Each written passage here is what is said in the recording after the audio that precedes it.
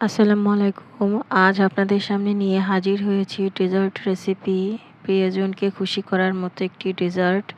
কথা না বাড়িয়ে চলুন আমরা প্রসেসে চলে যাই। দেখুন আমি এখানে ৩টি ডিম দিয়ে এই ডেজার্টটি তৈরি করব। দেখুন আমি ৩টি ডিম ভেঙে নিয়েছি এবং ১টি টেবিল চামচ নিয়ে নিয়েছি। আমি এই টেবিল চামচ পরিমাণ মেপে আমি চিনি দিব। আমি এখানে ২ টেবিল চামচ পরিমাণ চিনি দিয়েছি এবং ১ টেবিল চামচের হাফ মানে ২ চামচ ফুল দিয়েছি এবং ১ চামচ হাফ দিয়েছি। চিনিটা আপনারা আপনাদের টেস্ট অনুযায়ী দিবেন। আমার বাসায় চিনি সবাই একটু বেশি খায়, মিষ্টিটা একটু বেশি পছন্দ করে। এজন্য আমি একটু বেশি চিনি দিয়েছি। আপনারা যে যেমন মিষ্টি খান সেভাবেই মিষ্টিটা দিবেন। দেখুন আমি এখানে সামান্য একটু লবণ দিয়ে দেবো। মিষ্টি জিনিসে সামান্য একটু লবণ দিলে কিন্তু ভালো লাগে। যারা পছন্দ করেন তারা দিবেন, যারা পছন্দ করেন না তারা লবণটা স্কিপ করবেন। দেখুন চিনি এবং লবণটা যাতে সুন্দরভাবে গলে যায় এজন্য সুন্দর এইভাবে করে একটা হ্যান্ড ওয়াশের সাহায্যে আপনারা এটা ভালো করে ফেটে নিবেন। এটা কিন্তু আপনারা কাঁটা চামচের সাহায্যেও করতে পারেন। এটা দিয়েই যে আপনার করতে হবে এমন কোনো কথা নেই। দেখুন আমার ডিমটা কিন্তু ফেটানো হয়ে গেছে। এবার আমি ছোট একটা বাটির সাহায্যে ডিমটা আমি মেপে নিব। দেখুন আমার এই ছোট বাটিটায় কিন্তু ১ বাটিরও সামান্য কিছুটা ডিম কম হয়েছে। এই তো আমি মেপে নিলাম এবং এই একই বাটিতে আমি কিন্তু দুধটাও মেপে নিব।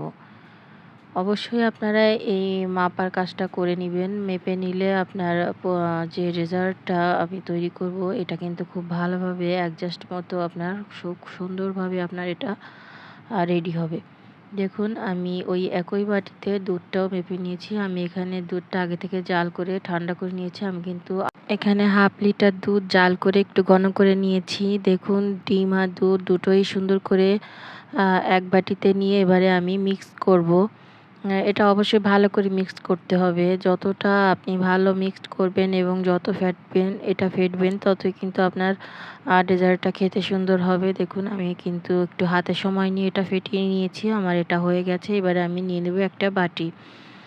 দেখুন এখানে আপনি ঠিক এমন একটা বাটি নিবেন যেটা আপনার আগুনের তাপ সহ্য করতে পারে। আমি এখানে একটা স্টিলের বাটি নিয়েছি। আপনারা যে কাচের মোটা পুরওয়ালা যে বাটিগুলো ওটাও নিতে পারেন। আপনাদের মন মতো যেটা আপনাদের ভালো লাগে ওটাই আপনারা নিবেন। দেখুন আমি একটু তেল ব্রাশ করে নিয়েছি। এবারে আমি দিয়ে দেব আগে থেকে মিক্স করে রাখা সেই মিশ্রণটি। এখানে আমার কাজ শেষ। এবার আমি চুলায় চলে যাব। দেখুন চুলায় আমি একটা হাঁড়িতে পানি বসিয়ে দিয়েছি কিছুটা এবং একটা স্ট্যান্ড দিয়ে আমি পাত্রটা বসিয়ে দিয়েছি। এবারে আমি বাটি দিয়ে ঢাকনা ঢেকে দেবো বাটির মুখটা। এবারে আমি পাতিলের যে ঢাকনাটা আছে ওটাও আমি দিয়ে দিয়েছি। এবারে দেখুন পাতিলে কিন্তু একটা ছিদ্র থাকে ঢাকনায়। এই ঢাকনাটা আমি একটা লং দিয়ে আমি এটা সিল করে দিব। এবারে আমি মিডিয়াম থেকে একটু লোতে আমি এটা ২০ মিনিটের মতো জাল করে নিয়েছি। দেখুন ২০ মিনিট পরে আমি ফিরে এসেছি। এই যে আমার ডেজার্টটার কিন্তু এখন এই অবস্থায় আছে। এখন আমি চেক করব এটা পুরোপুরি হয়েছে কিনা। দেখুন একটা ছুরি ভিতরে আপনারা দিয়ে দিবেন। যদি ছুরিটা একদম ক্লিয়ারভাবে উঠে আসে তখন বুঝবেন আপনার এটা হয়ে গেছে। আমার এখানে কিন্তু ছুরিটা একদমই ক্লিয়ার এসেছে, তার মানে এটা হয়ে গেছে। যদি একটু মেখে কোনো রকমে আসে তাহলে আপনারা আরও ৫ মিনিট এটাকে জাল করে নেবেন। দেখুন আমার এটা কিন্তু ঠান্ডাও করে নিয়েছি আমি। এখন আমি এটা বাটি থেকে নামাবো। এখন পাশ থেকে আপনারা এরকম করে একটু ছাড়িয়ে নিবেন। যদি পাশ থেকে ছাড়িয়ে নেন তাহলে আপনার এটা তুলতে সুবিধা হবে। এই যে আমি পাশ থেকে ছাড়িয়ে নিব। অবশ্যই ঠান্ডা করে নিবেন। এটা কিন্তু খুবই নরম, এ পর্যায়ে খুবই নরম। আপনারা চাইলে কিন্তু এটা গরমের দিনে ফ্রিজে সংরক্ষণ করতে পারেন। দেখুন আমার ডেজার্টটা দেখতে কতটা সুন্দর হয়েছে। আমি একটু সৌন্দর্য বাড়ানোর জন্য আমি ৩টি কিচমিচ আমি উপর থেকে দিয়ে দিয়েছি। চাইলে আপনারা দিতে পারেন, নাও দিতে পারেন। দেখুন কতটা লোভনীয় হয়েছে। দেখুন একদম থলথল করছে। এটা একদম পারফেক্ট মতো হয়েছে। আসলে এটা খেতেও কিন্তু অসম্ভব মজা হয়েছে। আমার বাচ্চারা, আমার হাসব্যান্ড যখন খেয়েছে ওরা খুবই প্রশংসা করেছে।